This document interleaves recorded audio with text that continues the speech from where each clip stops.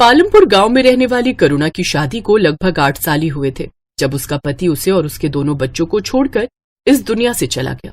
घर की जिम्मेदारी अब करुणा पर आ गई। उसकी एक 8 साल की बेटी राधा और 6 साल का बेटा सुधीर था। बिन बाप के बच्चों को उसने बड़े लाड प्यार से पाला था। वो बड़ी दयालु थी। उससे जितना बन पाता उससे वो गरीबों को कुछ न कुछ दान पुण्य करती रहती थी। वो लोगों के घरों में काम करके अपने दोनों बच्चों का पालन पोषण करती है। जब भी छुट्टी वाला दिन होता तो करुणा अपने हाथों से मोमोज बनाकर अपने दोनों बच्चों को खिलाती। एक रोज, वाह माँ, ये मोमोज तो बड़े ही अच्छे हैं। सचमुच माँ, तुम्हारे हाथों में तो जादू है, जादू। मजा आ गया। माँ, थोड़े और दो ना। हाँ हाँ, ये लो। मोमोज की खुशबू सूंघकर अब आस पड़ोस के और भी बच्चे वहाँ आ जाते हैं। काकी, हमें भी दो ना मोमोज। हाँ काकी, हमें भी खाने हैं। अच्छा तो तुम दोनों यहाँ बैठ जाओ, मैं अभी तुम दोनों को मोमोज देती हूँ। करुणा ने उन दोनों बच्चों को भी मोमोज दिए। वो बच्चे भी स्वादिष्ट मोमोज खाकर बहुत खुश हुए। फिर राधा बोली, माँ, आप तो अपनी मोमोज की दुकान ही खोल लो। देखना खूब बिक्री होगी और थोड़ी दाम कम रखना तो देखना खूब सारे लोग आएंगे खाने। बच्चों की वही बात करुणा को जंच गई और उसने हवेली का काम छोड़कर एक ठेला खरीद लिया और उसमें मोमोज बनाकर बेचने लगी। उसने सिर्फ 20 रुपए के हिसाब से मोमोज बेचना शुरू कर दिया, जिससे उसे अच्छी खासी बिक्री होने लगी। अब उसने दोनों बच्चों को अच्छे स्कूल में पढ़ने डाल दिया। अब करुणा की मोमोज से अच्छी कमाई होने लगी। ऐसे ही वक्त गुजरा। करुणा बूढ़ी हो गई। राधा ने कॉलेज की पढ़ाई पूरी कर ली। अब वो शहर में एक अच्छी नौकरी पर लग गई। करुणा को लगा कि अब उसके अच्छे दिन शुरू होंगे, लेकिन राधा को अपने ही ऑफिस में काम करने वाले लड़के मिहिर से प्यार हो गया और 2 महीने के अंदर ही सबकी रजामंदी से उनकी शादी हो गई। शादी के बाद वो दोनों विदेश में नौकरी करने चले गए और वहीं जाकर बस गए। कुछ समय बाद सुधीर ने भी कॉलेज की पढ़ाई खत्म कर ली। जल्दी लौटना बेटा, ये बूढ़ी अब यहाँ अकेली रह गई। क्या माँ, पहले जाने तो दो, पहले ही टोक दिया। अब सुधीर भी शहर चला गया और करुणा गांव में ही रहकर मोमोज बेचने लगी। लेकिन वक्त के साथ और भी दुकानें खुल गई जिसमें नए नए तरह से मोमोज बनाकर बेचने लगे, जिस कारण अब उसकी दुकान इतनी नहीं चलती। उधर शहर में सुधीर की अच्छी नौकरी लग गई और वो वहीं के ऐशो आराम में खो गया और अपनी माँ को भूल गया। कुछ समय बाद उसने वहीं एक लड़की से शादी भी कर ली और उसके साथ वो वहीं बस गया। करुणा के दोनों बच्चे उससे दूर अपनी अलग दुनिया बसाकर बस गए। बूढ़ी करुणा का काम अब ठीक से नहीं चल रहा था। एक रोज करुणा बहुत धार्मिक स्वभाव की थी। वो हर रोज गणेश जी के मंदिर में जल चढ़ाने जाती थी और प्रार्थना किया करती थी, हे भगवान, इस अभागन पर दया दृष्टि डालो। जीवन बहुत कठिन हो गया है। लोगों से उधार लेकर मैंने अपने बेटे को पढ़ाया और अब वो मुझसे मिलने भी नहीं आता। मेरे पति के गुजर जाने के बाद उनकी दुकान चलाना मुश्किल हो गया है। कोई काम करने वाला नहीं है और अब इस बूढ़ी से इतना काम भी नहीं हो पाता। हे प्रभु, दया करो। ये बोलकर करुणा वहां से चली जाती है। करुणा निराश मन के साथ दुकान पर बैठी होती है। तभी करुणा के पास 2 जुड़वा बच्चे आते हैं। दोनों की उम्र 16 साल थी। वो आकर करुणा से कहते हैं, मैया, हम दोनों भाइयों के पास कोई घर नहीं है, क्या आप हमको अपने साथ रखेंगी? हम इसके बदले आपका सारा काम करेंगे। बेटा, मैं खुद परेशान हूँ, मैं तुम्हें अपने साथ कैसे रख सकती हूँ? मैया, हम आपका सारा काम करेंगे, बस आप हमें अपने साथ रख लीजिए। ठीक है। करुणा को उन दोनों जुड़वा बच्चों पर दया आ जाती है और वो दोनों को अपने साथ रख लेती है। भगवान ने इस बार करुणा की पुकार सुन ली। वो दोनों भगवान के भेजे हुए दूत थे, जिनको भगवान ने करुणा की मदद के लिए करुणा के पास भेजा था। करुणा मोमोज का सामान बना रही होती है। माँ जी, ये काम आप हमें दे दीजिए, मोमोज हम बना लेंगे, आप जाकर आराम कीजिए। करुणा रसोई घर से बाहर आ जाती है। वो दोनों बच्चे उसके बाद गेट लगा देते हैं। थोड़ी देर बाद गेट खुलता है। करुणा देखती है कि सारे मोमोज बहुत अच्छे से तैयार हो गए हैं। करुणा ये देखकर बहुत खुश होती है। अरे वाह, तुम दोनों ने तो बहुत अच्छा काम किया है। फिर करुणा उन दोनों बच्चों के साथ अपनी मोमोज की दुकान खोलती है और मोमोज बेचने लगती है।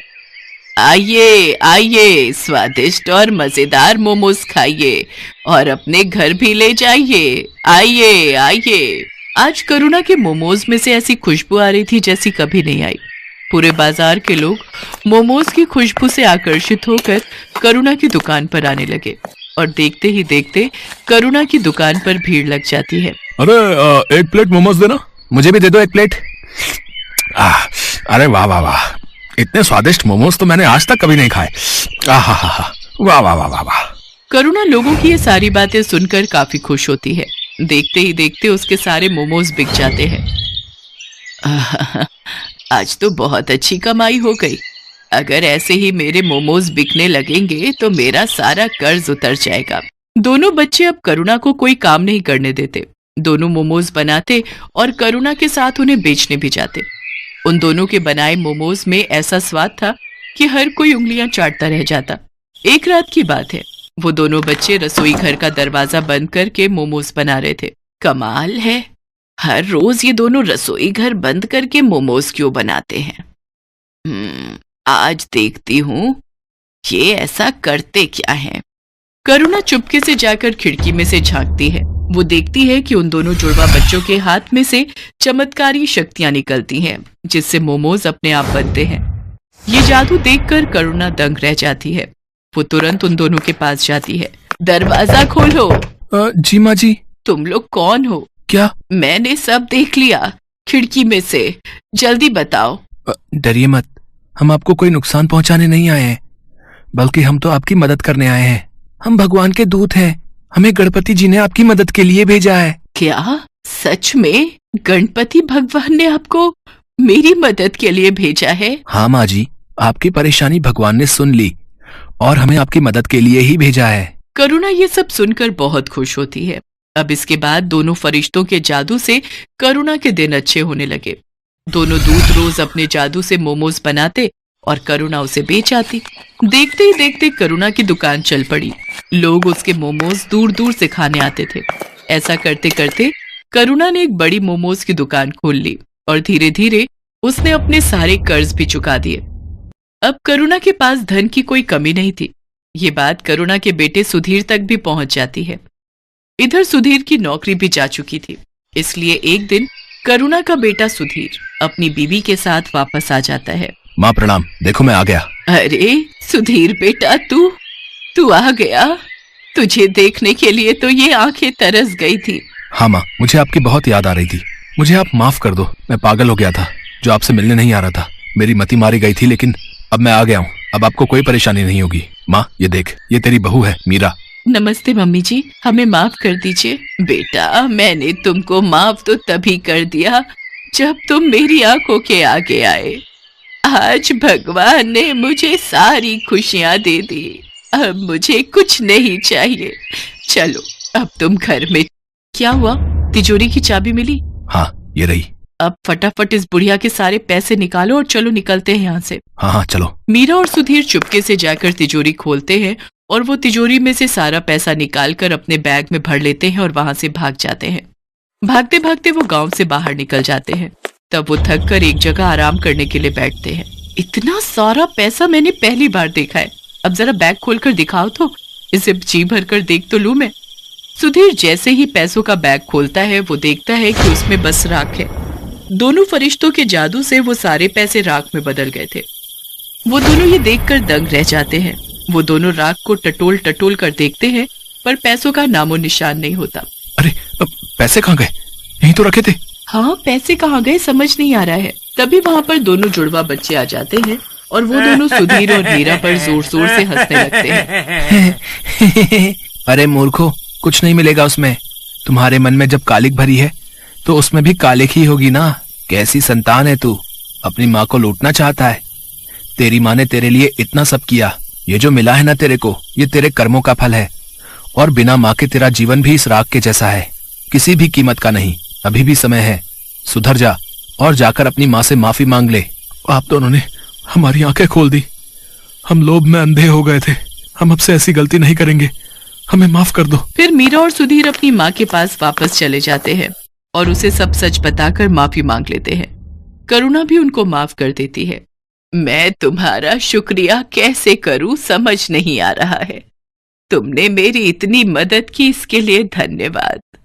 अब मुझे सब कुछ मिल गया है, मेरा बेटा, मेरी बहू, सब। इसकी कोई जरूरत नहीं है माता, हमने कुछ नहीं किया। ये सब कुछ भगवान ने कराया है। अब आपका जीवन अच्छा हो गया है, तो अब हमारा भी यहाँ से जाने का समय आ गया है। अब आप हमें जाने की अनुमति दें। ये बोलकर दोनों वहां से चले जाते हैं। अब करुणा का जीवन बहुत खुशहाल हो गया था। अब उसको किसी चीज की कमी नहीं थी। उसकी मोमोज की दुकान भी अच्छी चल रही थी। अब वो अपने बेटे और बहू के साथ अपना बाकी का जीवन खुशी खुशी बिताने लगती है। सोनू, ओ सोनू, आजा, रोटियां बन गई। मैं अभी नहीं खाऊंगा दादी। क्यों रे, क्यों नहीं खाएगा? मुझे नहीं खानी रोटी और चटनी। रोज चटनी रोटी देती हो। अरे तो कहाँ से लाऊं दाल सब्जी के पैसे? इस गरीबी में चटनी और रोटी मिल जाती है, यही बहुत है बेटा। आजा, खा ले। नहीं, मैं नहीं खाऊंगा। जिद मत कर मेरे बच्चे, आजा आजा, मैं तुझे अपने हाथों से खाना खिलाती हूँ। अच्छा सुन, कहानी सुनेगा क्या? हाँ, कहानी तो सुनूंगा। तो सुन। एक बार भगवान शिव अपने कैलाश पर बैठे थे। कुछ साल पहले सोनू के माँ बाप की एक हादसे में मौत हो गई थी और तभी से उसकी दादी चंदा ही उसका ख्याल रखती। वो दिन भर गांव में घूम घूम कर चूड़ियां बेचती और फिर उससे जो थोड़े बहुत पैसे मिलते उन्हीं से वो अपना और सोनू का पेट पाल रही थी। और इस तरह उस गरीब पर भगवान भोले की कृपा हो गई और फिर वो खुशी खुशी रहने लगा। बता, कैसी लगी कहानी? कहानी तो बहुत अच्छी थी, पर दादी, हम पर भगवान शिव कब कृपा करेंगे? करेंगे बेटा, एक दिन जरूर कृपा करेंगे। मुझे उन पर पूरा विश्वास है। एक तो बेटा और बहू के जाने का दुख, ऊपर से बुढ़ापा और फिर सोनू की जिम्मेदारी, ये सब चंदा पर बहुत भारी पड़ रहा था। लेकिन फिर भी चंदा अपने दुख भूलकर सोनू का बहुत ख्याल रखती थी। फिर उसी रात, अच्छा सोनू, चल जरा साफ बोलने की कोशिश कर। नहीं, मुझे नींद आ रही है। कोशिश तो कर बेटा, बोल दादी। तो दादी मुझसे नहीं होगा। ये कहकर सोनू ने अपने चेहरे पर चादर तानी और दूसरी तरफ मुंह करके सो गया।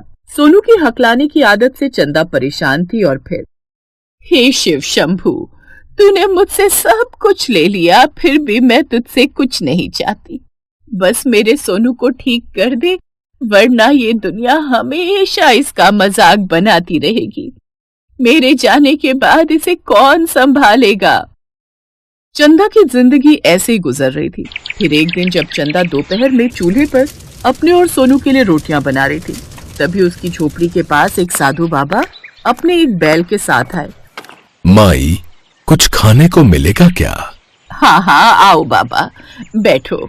ज्यादा कुछ तो है नहीं मेरे पास, बस ये चटनी और रोटी है।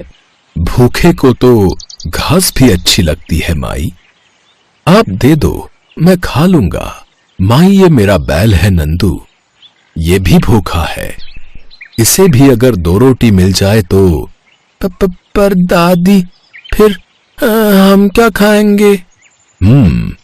ये आपका पोता है क्या? हाँ, ये मेरा पोता है सोनू, इसके माँ बाप नहीं है। ओहो, इधर आओ बेटे। नहीं, मैं नहीं आऊंगा। मुझे इस बैल से डर लग रहा है। डरो मत, ये बहुत अच्छा है। इसका नाम नंदू है। रहने दीजिए बाबा, ये नहीं आएगा। ये लीजिए, मैंने आपके बैल के लिए भी 2 रोटी बना दी है। अच्छा माई, आपके पोते को हकलाने की परेशानी कब से है? पता नहीं बाबा, बचपन से ही ठीक से नहीं बोल पाता। बस इसी की चिंता में मरी जा रही हूँ मैं तो। कोई बात नहीं माई, सब ठीक हो जाएगा। बाबा, आपका ये नंदू तो बड़ा ही प्यारा है। अच्छा माई, अब हम चलते हैं। साधु बाबा अपने बैल के साथ वहां से चले गए और फिर, दादी, उन्होंने तो सारी रोटी खा ली। अब हम क्या खाएंगे? चिंता मत कर, आटा रखा है, अभी और रोटियां बना दूंगी। चंदा ने झट से सोनू के लिए 2 रोटियां और बनाई और उसे खाने के लिए दे दी। अरे दादी, कमाल हो गया, कितनी अच्छी लग रही है आपके हाथ की रोटी। अरे मैं तो हमेशा ही अच्छी रोटियां बनाती हूँ, पर तुझे क्या कहा तूने? फिर से बोल तो जरा। अरे मैंने कहा कि आपने आज कितनी अच्छी रोटियां बनाई हैं। खाकर मजा ही आ गया। सोनू, तू तो हकला नहीं रहा रे। तू ठीक हो गया, पर कैसे? हाँ दादी, मैं भटक नहीं रहा हूँ। ये कैसे किया आपने? मुझे नहीं पता बेटा, भगवान ये कैसा चमत्कार है तेरा। तूने मेरे पोते को ठीक कर दिया, तेरा बहुत बहुत धन्यवाद। दादी, कहीं ये उन साधु बाबा और उनके नंदू का तो कमाल नहीं है? हाँ, हो तो सकता है, लेकिन फिर इसका मतलब है कि अब मेरे हाथों से जादुई रोटियां बन रही हैं क्या? दादी, ये तो कमाल हो गया। अब तो आप जादुई दादी बन गई हो। मैं नहीं, मेरी रोटियां जादुई हो गई हैं बेटा, और अब मैं इस जादू से पूरे गांव की मदद करूंगी। धीरे धीरे चंदा की जादुई रोटियों की चर्चा दूर दूर तक होने लगी, लेकिन ये सब गांव के खड़ूस और घमंडी मुखिया को रास नहीं आया। अरे बकवास है ये सब। वो बुढ़िया कोई देवी नहीं बल्कि जादूगरनी है कोई। अरे ऐसा होता है क्या कहीं है कि रोटी खाओ और बीमारी भगाओ? अरे जो बड़े बड़े डॉक्टर नहीं कर पाए वो ये बुढ़िया रोटियां खिला के कैसे कर रही है? हाँ हाँ, मुखिया जी ने बिल्कुल सही कहा। ये जादूगरनी आप सबको अपने जाल में फंसा रही है। पहले ये आपको अपने काले जादू से वश में करेगी और फिर आप सबकी बलि ले लेगी एक दिन, ताकि ये और ज्यादा ताकतवर हो जाए। इससे पहले कि ये बुढ़िया तुम लोगों की बलि देकर और ताकतवर हो जाए, हमें इसे मारना होगा। हाँ हाँ, इसे नीम की लकड़ियों में बांधकर जिंदा जला दो। मुखिया और उसके चेले हरिया की बातों में आकर गांव के लोगों ने जबरदस्ती चंदा को नीम के पेड़ से बांध दिया और उसे जलाने की तैयारी करने लगे। नहीं, मेरे सोनू को कुछ मत करना, भगवान के लिए इसे छोड़ दो। चुप कर चुड़ैल, इस गांव की भलाई के लिए तुम दोनों तो आज मरोगे, जिंदा जलकर मरोगे। ए, जल्दी करो रे। गांव भर से कोई चंदा और सोनू की मदद के लिए आगे नहीं आया। तभी दूर आसमान से नंदू पूरी रफ्तार से दौड़ता हुआ जमीन पर उतरा और नीचे आते ही उसने हरिया को जोरदार टक्कर मारी और अगले ही पल नंदू ने उन दोनों को अपनी पीठ पर बिठाया और तेजी से दौड़ता हुआ वहाँ से भाग गया। दादी, अब हम कहाँ जाएंगे? पता नहीं बेटा, ये नंदू हमें कहाँ ले जा रहा है। एक ऐसे गांव जहाँ के लोगों को वाकई आपकी और आपकी जादुई रोटियों की कद्र हो। नंदू को बात करते देख सोनू और चंदा हैरान थे। थोड़ी देर बाद नंदू उन्हें एक गांव में लेकर पहुंचा, जहां एक बड़ा सा घर था। आज से यही आप दोनों का घर है और आप आराम से यहीं बीमार और अपाहिज लोगों का दुख दूर करना। यहाँ आपको पूरा सम्मान मिलेगा। अब मैं चलता हूँ, मुझे शंभू बुला रहे हैं। नंदू एक बार फिर आसमान की तरफ बढ़ चला। सोनू और चंदा हाथ जोड़कर आसमान की तरफ देखने लगे और भगवान शिव को याद करने लगे।